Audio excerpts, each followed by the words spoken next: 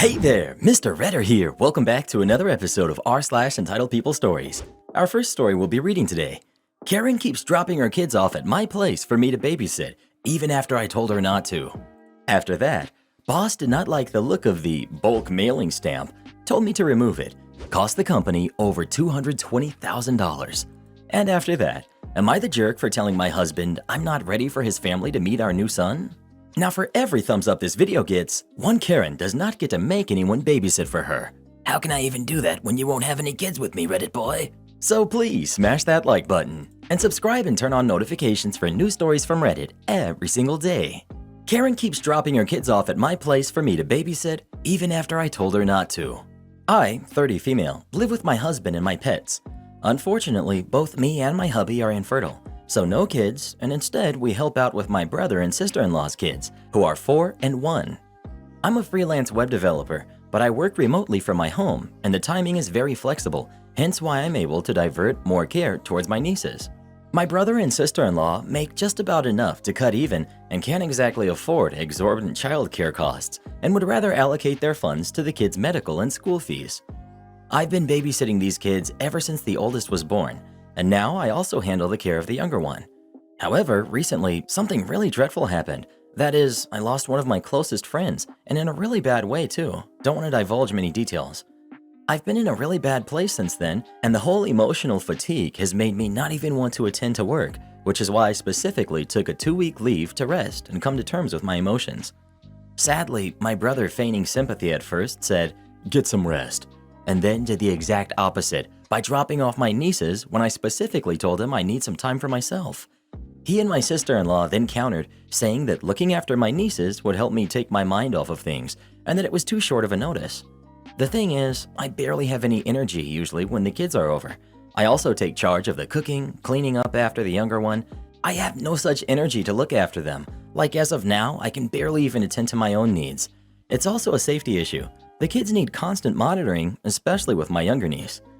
Now my brother and sister-in-law are threatening me, saying that if I'm not willing to babysit for the next 2 weeks, I should refund them monetarily so that they can find childcare because of the short notice. I don't understand. Was I supposed to predict my friend's demise or something? Looks like my only option is to pay them back monetarily for the childcare costs to lay them off my back. My husband thinks it's cruel of them to make me pay, but my brother says I'm being selfish and only thinking everything revolves around my problems. I'm really torn and burned out from all of this. I just need a break. I did lash out on them for calling me selfish, and I've yet to apologize. Do provide judgment on if they are fair. If so, then I'd be willing to compensate them. Edit. Sorry for not including this in the post. I do not get paid to watch my nieces. I have volunteered since my first niece was born because of my flexible work hours. Thank you for the kind words and judgment, by the way. I'm reading through all of it. Grateful to all of you. Not the jerk, they are way out of line. You gave them the equivalent of $25,000 plus in childcare for free, and they are demanding you pay when you need to take a break? What if you got sick and went to the hospital? They would expect you to pay them then also? And your arrangement if it's no longer working for you? You have been more than generous. Well, who do you agree with? OP or her brother and his wife? Please let us know. Sometimes you give someone an inch and they'll take a mile. Don't give them a dime. Boss did not like the look of the bulk mailing stamp, told me to remove it. Cost the company over $220,000. Back in the 1980s, I worked for a sporting goods company as a catalog designer. Small company, privately owned. I was the entire advertising department. I created 4 catalogs a year. These were responsible for most of our mail order sales, pre-internet, to the tune of around $700,000 a year. We sent the catalogs via bulk mail using a mailing service.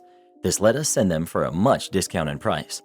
To do this required the use of a bulk mail permit and placing the permit info on the mailing area of the catalog. Technically, it's called a fiche. Enter new boss. We'll call him Ron. I was number 1, the only one in my department. For some reason, the company owner hired Ron as a favor to a friend. From day one, he was micromanaging, questioning everything, and messing up my very tight schedule. This was before computers were common. Everything was by hand, literally typing out copy and reducing it on a photocopier to fit. Developing the photo film myself, making prints, etc. The actual printer had to add screens to the photos so that they'd print, burn metal plates, and so on. All time-consuming and expensive. Deadlines could not be missed, so I was stuck with several 16-hour days come crunch time. I was complaining to the owner, but he really couldn't care less. I really wanted to stick it to Ron, and the opportunity presented itself. Constant threats of, "My way or you're fired," were getting to me. The latest pre-summer catalog was done. Summer was our big season. I had to give him my mock-up, photocopied sheets stapled together, of the final catalog for his approval. A new step added after he demanded it. He looked at it and sent it back with several pointless revisions, and a note to remove that ugly permit box because it was not needed. Where he worked previously stuffed their mailers in envelopes. The envelopes had the fiche, but their mailer did this last step. I simply asked him to initial the changes as this was the final approved version and was going to be on the printer the next day. There was no time to check it again, so he did.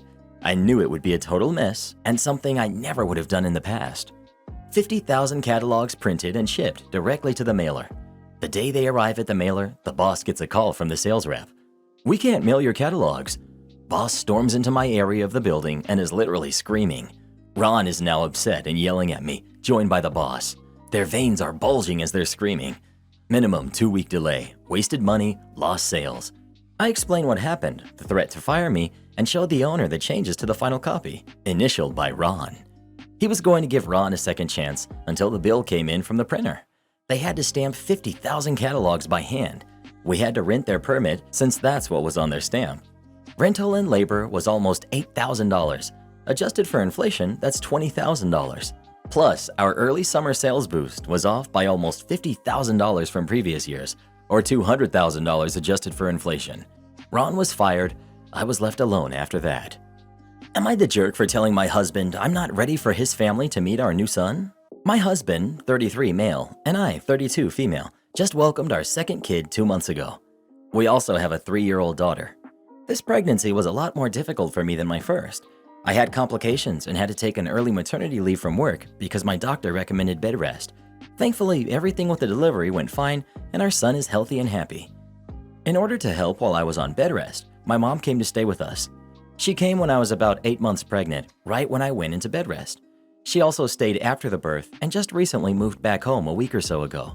It was so helpful having her here, and I'm forever grateful for it. However, my husband could not have been happier to see her leave. He expressed to me numerous times that he feels my mom is overbearing and that she inserts herself into every situation under the guise of helping.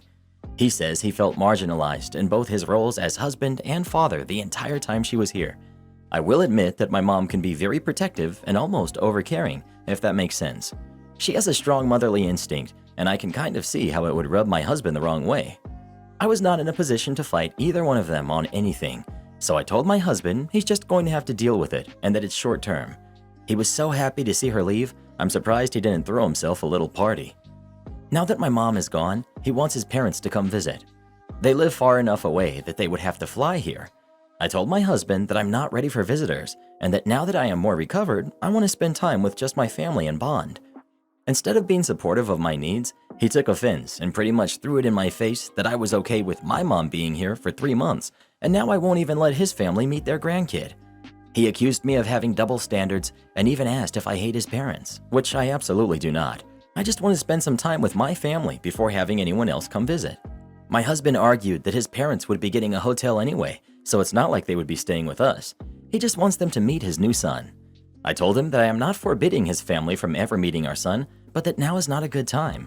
He asked when a good time would be, and I told him that I will tell him when I'm ready for them to come. He told me that he's tired of living his life based completely on my timelines and needs. He said that at some point, what he wants should at least matter a little bit, instead of me constantly dictating the terms of our life. I told him that when he experiences a difficult pregnancy and birth, then he can dictate things. But until then, my needs matter more than his wants. He's now barely speaking to me. He will do things I ask and help with whatever I need, but it's like he's on autopilot and sulking because he can't get what he wants. You're the jerk. You will admit that your mom can be very overprotective and almost overcaring? That sounds like enabler speak for, my mom completely steamrolled my husband while she was here, and I'm just going to ignore his valid complaints about that because I don't want to hear them. You do not get to plead that you need time with your immediate family when you're completely shutting out the wants and needs of your partner and establishing that family, especially if the reason you need that time is because of a situation you set up and refuse to allow him to do anything to manage in a way that would have made it more bearable for him. If you're not going to allow a visit from his family now, and I'll be honest, I see no good reason for you to forbid that when they're not even staying with you. You need to be willing to go to counseling with him to figure out how these situations are going to be handled in the future. Because he's right, the double standard is real and it's ugly. I'm going to try to be as graceful here as I can because I also had a difficult pregnancy last year that put me in the hospital for 2 weeks, bed rest, and then a very painful C-section that has led me to never wanting another biological kid. So yes, I understand.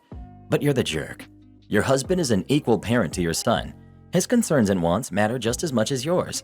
He isn't asking for his family to stay like your mother did, and isn't even asking that you accommodate room and board for them. He only wants his parents to meet your shared son for what I'm guessing is a few days. I do get wanting your own little family time because my husband and I did that too. But you're treating his wishes to have his family meet your son like it's a burden. Frankly, the whole post makes it sound as though you see him as a burden. He's not sulking because he can't get what he wants. He's realizing that you don't care for his wants and needs like he's an equal partner or a parent. It's heartbreaking. I'd like to kindly add, and I truly mean kindly, that it might be a good idea to get yourself into therapy for possible postpartum depression and/or anxiety. Even if you don't have either, it can only benefit you both to work through whatever is making you not want his family to meet your son. And maybe it can help you to extend more empathy to your husband. Well, who do you think is the jerk? OP or her husband? Please let us know. Yowza kanowza! I can't wait to read the comments we get on this one. Manager told me I was fired as a joke, so I quit. I worked for a car dealership as a lot partner. I had gotten into an accident that totaled my car right as I was purchasing a house, which led to a predicament because you don't want to buy a new car while you're paying a house. Shortly after buying the house, I found a different job in a field I love. So I put in my 2 weeks notice, and then I went and bought from a different dealership because my wife wanted a specific car that my dealership did not sell. I also knew how slimy the one I worked for was. A few days after the purchase of both house and car, one of the sales managers asked me if I was ready to buy a car from him. I didn't disclose the fact to anyone that I bought from a different dealer. I informed him I already had bought one, so he looks at me in the most serious face and asks if I wanted to pack my things, basically because I wasn't loyal to this dealership. Knowing I already had a better job that was able to start me immediately, I said sure. So he immediately started laughing and told me he was joking and how they would never fire anyone for going somewhere else. But I already knew a few people that had gotten fired for that exact reason. I told him I don't appreciate being fired as a joke because first, I do have a 1.5-year-old, and if I didn't have a job lined up, it could have seriously hurt me financially. But I ended up leaving feeling relieved because this was not a good job. The funny thing is, he called me about 30 to 45 minutes after I had left because I had left keys to multiple brand new trucks in my desk that had to have the plastic removed and get parked. Turns out since he fired me, they made him take care of the stuff. I'm now fully enjoying my new job with the best bosses I've ever had. I know I probably took it too far, but I don't regret it. Edit. There were a few good sales managers that really cared, and I don't want to throw them under the bus, but the job got too tiring because of the bad ones. Am I the jerk for refusing to house my wife's daughter after she refused to house mine? My wife and I have been married for 10 years, second marriage for both of us. I have a 19-year-old daughter from my previous marriage, while she has a 26-year-old daughter with her late husband. We both agreed to not discipline each other's kids and that we wouldn't be a parental figure for either of them. Last year, my daughter left for college. A senior from her same university was offering a room for cheapish, so she decided to move in, and aside from when she was at class, my daughter was home 100% of the time, and the roommate for some reason was mad at this. She ended up making my daughter feel bad and uncomfortable to the point she decided to move out earlier than she had to. She asked me for help since I'm the one who lives closer. My ex and I asked my wife if my daughter could come live with us for a month while we got her another place.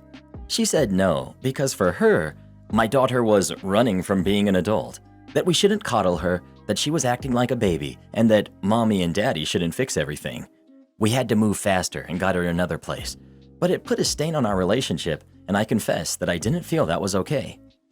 Now, her daughter got married 2 years ago and recently found out that her husband cheated on her.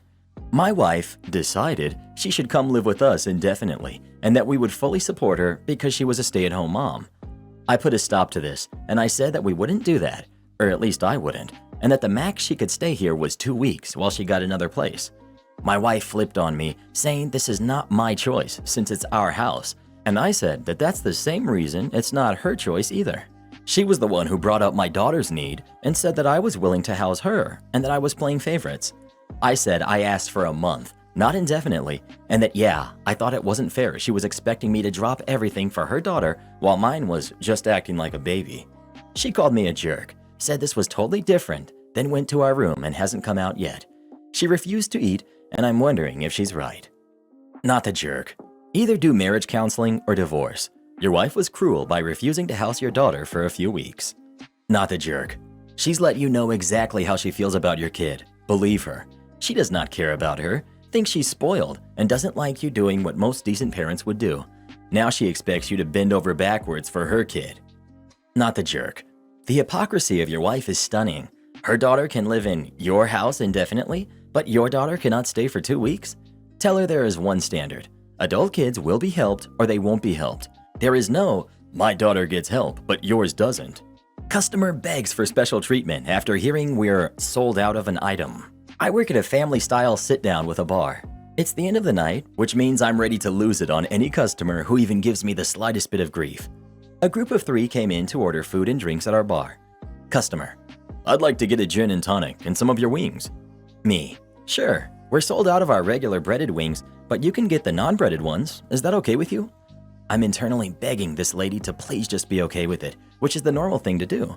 But she proceeded to surpass every expectation I had for her. Karen: You're sold out? Goodness, how busy have you guys been tonight? That isn't fair for your paying customers. Trying not to explain to her that every customer is a paying customer, I try to smooth things over. Me: Yeah, it's been super busy, but we still have the classic ones available.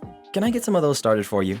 Customer: I'm actually wondering if you can do something for me. Because you're sold out of the breaded ones, can I have the classic ones in all flats and half off? I think that's only fair, seeing as you're sold out. My jaw dropped internally. Me: Ma'am, I'm sorry. I don't think I can do that for you with the flats. I'm happy to get the wings started, and I can't take any money off, unfortunately. We're just sold out, but I'm more than happy to give you the replacement. Customer: No, I don't think you understand what I'm asking for. I'm just offering to do a compromise because I can't get what I want. Me: Again, ma'am, I'm sorry, but I can't do this for you. The customer gives a huge sigh. Well, if you can't do this for me, can you get someone who can? Stunned, I walked over to my manager, who burst out laughing once I told her what the predicament was. She goes over to the customer and basically repeats what I told her. As I watch, the customer starts getting visibly upset and says, Well, I'm going to be taking my business elsewhere if this is the case. My manager says with a huge smile on her face, Well, go ahead. I hope you have a great night.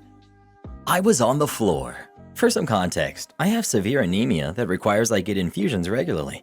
I pass out regularly from many activities, from cooking to walking. Otherwise, I look like a normal, pale, healthy adult. Recently, I was shopping at that one store with blue shirts that sells it all. I did happen to be wearing a blue shirt at the time, but it was A, more turquoise, less navy, and B, a cami top with spaghetti straps because it was 100 degrees outside. My anemia is bad right now, but this was a necessary trip because kids have to eat. I'm trying to take it slow. There were no scooters when I entered, which I hate taking, but it beats ending up on the floor, so I was trying to be extra careful. I came upon a younger woman with a kid. She was trying to reach up to grab something on a high shelf, and me being taller, I was easily able to grab the item. So I did for her and continued on my way. About 3 aisles over, I felt the fishbowl coming on. My head starts to swim and everything feels like I'm underwater. There was nowhere to sit besides the floor, and it was sit or fall, so I dropped onto the floor, crossed legs, and put my head in my lap, waiting for the worst to pass. I can hear someone clearing their throat nearby and kind of wave my hand in their direction to signal I'm okay, waiting for the world to refocus. The throat clearing sound happens again and again. I finally lift my head to see this petite lady with white hair staring at me. I croak out, I'm fine, just give me a moment. But I was mistaken in thinking her intention was to check on my welfare. It is extremely unprofessional to sit on the job. I need some help. She was holding a cane and started smacking the ground with each word. I looked up at her, unsure if my head was still fuzzy or she just really said what she said. At this point, some other customers and an employee had started to approach to check on me. I told her politely that I was shopping and not an employee, but she pointed her cane at me, cut me off mid-sentence, and told me that she was sick of the younger generation always making excuses. My eyes rolled so far back in my head, I'm surprised I didn't pass out. The actual employee leaned down and asked me if I needed medical assistance. I explained to him that I had a medical condition, that there had been no electric scooters, but I would manage, I just needed a moment. He got on a walkie-talkie, and I heard him say something about the scooter, but the lady started again, so I missed what was being said exactly. She looked at him and demanded he get my boss, as she wanted to give him an earful of my behavior issues. At this point, I think she was the only oblivious person in the aisle, and we had an audience of like 10. 2 other people had leaned down to ask if I wanted to get up or stay put, did I need water, etc. The employee tells the lady that a manager's on his way, but that I do not work there. She starts ranting again, something about people lying for each other. At this point, I'm embarrassed by the crowd and just ready to leave. Manager comes out and she starts ranting at this guy, tells him I was personal shopping for another customer, and when she approached me, I just sat down on the floor like an entitled spoiled brat. She then launches into a rant about how they had no electric scooters when she came in and how personal shoppers would be a benefit to her. Now, I didn't have any glamorous moment of telling her off, it isn't really my way, but I did get to enjoy her face when an electric cart was driven up by an employee and she got to see me ride off in it. The manager still explaining I had a medical condition as she began yelling about my youth and entitlement and being a bad employee. She probably still thinks I work there. Am I the jerk for cashing a check that was supposed to bounce? About a month ago, I told my friend how much my husband and I have been struggling after the trucking company he worked for went under. She asked if I'd be willing to babysit her coworker's 2 kids. I hate babysitting, but figured it would be an added benefit for my kids to have their kids to play with. So after talking about it with my husband, I said okay. The arrangement between her coworker and I was that I'd be paid $200 a week for babysitting her son, 31 weeks, and her daughter, who's 3.5. It wasn't much, but with that income, plus what my husband has been bringing in, doing Uber and Lyft, it would keep our heads above water. The first week went smooth. She paid me in cash for the whole week up front. The second week, she said she could only pay me half on Monday and the other half on Thursday because she had an unexpected bill come out. We've all been there, so I said okay, and she did end up paying me that Thursday like she said. The third week was when the real problem started. She said her baby's dad couldn't pay child support that week, so she could only afford to do $50 that week and she'd pay the rest the following week, along with what she'd normally be paying me. I was annoyed, but wanted to give her the benefit of the doubt. What really upset me though was that she brought her kids with literally nothing but her daughter's tablet and formula for the baby. No diapers, change of clothes, no snacks, nothing. She said she'd reimburse me for the groceries and diapers if I'd cover them just for that week. I kept asking if she was sure she'd be able to pay us back. She said yes, for sure she could pay us back. The next Monday, she wrote me a check for $375. I asked her why she couldn't pay in cash, and she said the money was transferred to her account that morning and that she didn't have time to stop at the bank before dropping her kids off.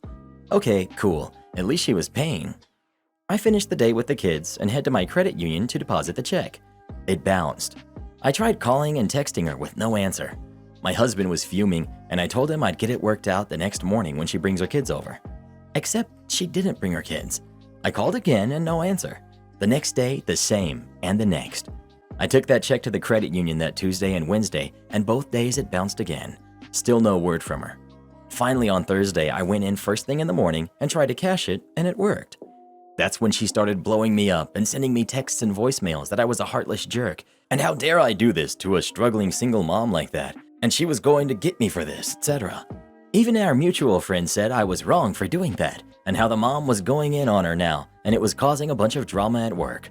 I feel a little bad for doing that, but we had to rearrange our lives and pay to take care of her kids when we didn't have the money. Am I the jerk? I hate that it's now come between my friend and me, but we really needed that money. ETA. I did get charged $20 every time I tried to deposit the check, but my credit union waived those fees after I told them what was going on. And because it was a personal check, they let me keep it to try again. I don't work in baking, so I don't know if that's how it's supposed to work, but that's what they did. ETA 2. I've tried reaching out to figure out how to pay her the $200 for that week, but she must have me blocked because it goes straight to voicemail. So I talked to my friend, and she's picking it up tonight and taking it to work with her tomorrow to give to her. Not the jerk. You needed that money. You had an agreement. The check constituted payment for services you rendered and materials you provided. She's lucky you didn't charge her a bounced check fee for each attempt. Neighbors retaliating for the repercussions of their mistake. So my husband, who's 39, and I, 31 female, bought a major fixer-upper about 3 years ago on a residential street in our small city in New England. Our house has a small driveway, enough for 2 cars to park side by side, which sits directly adjacent to our neighbor's driveway. The house next door is a rental and until last summer had never changed hands. One hot summer day, my husband and I parked our cars on the street so we could power wash the driveway and clean up some oil stains. At some point, we went in for lunch, and when we came out, there was a couple sitting in their car on our driveway. As we watched, the woman in the passenger seat tossed a cigarette butt onto the driveway. My husband approached them and was basically like, "Hey, can I help you?" They explained that they were there to see the house next door. My husband kindly explained that this was our driveway and that the correct one was just a few feet over. The woman looked at her husband, rolled her eyes, and they moved the car. The next interaction we had with them, I was coming home with 2 toddlers and a load of groceries. I found a moving truck parked diagonally on our drive, back open towards the neighbor's side door, taking up the whole thing. I got the kids in the house and headed over to ask them to move the truck. I didn't want to lug half a dozen bags of groceries half a block to my own house. I was very nice, and again, the wife rolled her eyes and basically said, "You can wait an hour." I was like, "No, I can't, and if you don't get the truck off my property, I'm calling the cops." In retrospect, I kind of regret how I handled it, but it was July, super hot out, and my 2-year-old and 4-year-old were probably destroying my living room while I dealt with this. She huffed but moved the truck and we went about our day. Since then, it's basically been horrible. The couple has a pair of Chihuahuas who they refuse to leash and who go to the bathroom in our yard constantly. They pick it up about 75% of the time. The wife lets them out without looking, and if my kids are in the yard, I have to pick them up so the dogs don't jump and bark at them. They throw their cigarette butts on our lawn, play loud music while they work on their cars at 10 p.m., and occasionally get in screaming arguments, which we can clearly hear in our home 25 yards away. Last month was the incident which brought the whole situation to a head. Our whole extended family was over for my daughter's 5th birthday dinner. We were eating in the yard and grilling. The kids were playing. Everything was great. Neighbors pull into their driveway. The dogs come running out of the car and come yapping at us. One of them bit my 3-year-old. She required stitches and is absolutely scared. We called the police and the neighbors were ticketed. I believe they had to attend some sort of hearing and now the dog is gone. I think they had to get it put down. They've basically been doing everything in their power to drive us insane without actually breaking the law. Playing music too loud, leaving their diesel truck idling with the exhaust going right into my garden, loud language when my kids are outside, doggy-doo appearing on our lawn, you name it. I'm done. I want them gone. Please help. Don't grab the staff. She's a black belt. This story took place in the mid-1990s, so I'm a bit fuzzy on the specific details. And of course, names have been changed to protect the innocent as well as the guilty. Onto the story. The characters are me, the manager. We've got cashier, Maria. We've got the grabby customer. And we've got police officers 1 and 2 and the paramedic. Back in my 20s, I worked at a local hardware store that was just down the street from the city university, where I ended up being promoted to store manager. This was my college job. I had a small staff that included several other students, in particular a young lady cashier, Maria, who, aside from being an employee, was also the girlfriend of a friend/classmate of mine, who happened to be the manager of the barbecue restaurant in the same strip mall with us, so I kind of looked out for her. She was the sort of lady who drew attention from her looks and figure, that tended to receive unwanted advances from random customers. This was typically dealt with by a passing comment of, "This is not a dating site," from me to the cashier. We had already worked this out. I wasn't getting after her, I was giving her an escape route. In this shop, the cashier station was basically a booth with 2 cash registers just at the front door of the store. The break room is in the back room, and you have to walk through the paint department to get to the break room. At her break time, Maria was walking back to the break room to relax and break out her books for class. I was making my rounds through the store, checking inventories, etc., when I heard a polite, "Excuse me?" Some muffled words I couldn't hear. A more irritated, "Excuse me?" Not the kind like, "Please let me pass," but more of like, "What the heck did you just say to me?" Followed by, in quick succession, a scream, a loud oof noise like someone got the wind knocked out of them, a scuffle, a thud, a loud crack, then a lot of unintelligible screaming. I and our floor salesman ran back to the area where the paint shaker was to find a guy we will call Grabby, one of the maintenance staff from the university, laying on the floor, gripping his arm, and yelling how Maria had assaulted him. "Call the paramedics! Call the cops!" Meanwhile, Maria was in shock, just repeating, "Oh my God, I heard him. Please don't fire me. I asked my salesman to call 911 and tend to the guy on the floor. I took Maria back to the office and had her lay out her story for me, knowing that I couldn't capture audio, but I did have very good video of the paint department as it was a high theft/shoplifting area. The store, being in a strip mall with a popular barbecue joint right next door, happened to have police officers having lunch, so the police response was officers in the store before the salesman could even hang up the phone. Officer 1 was sent back to the office to interview me and Maria. He pulled Maria aside, asked her side of the story. My grabby, apparently, as she was trying to get him by the aisle, blocked her way and muttered to her in a threatening way that he was going to get her after work, which apparently prompted the louder, annoyed, "Excuse me?" He then proceeded to try to grab her. So she grabbed his wrist, spun, and did one of those over-the-shoulder flips and put him on the ground when she heard something break, and as soon as the guy got his breath back, he started screaming in pain. Officer 1 had her sit down and then proceeded to take my side of the story. I explained the story as I knew it, what I heard and what I saw, and showed him the videotape evidence. And sure enough, you could clearly see the guy lean in. Her face sort of crinkles in an annoyed expression, the grab and the flip. She was clearly in self-defense. At this point, the paramedics were working on the guy. He had a huge lump on his head where he hit the floor, and his arm, the one he grabbed her with, was broken.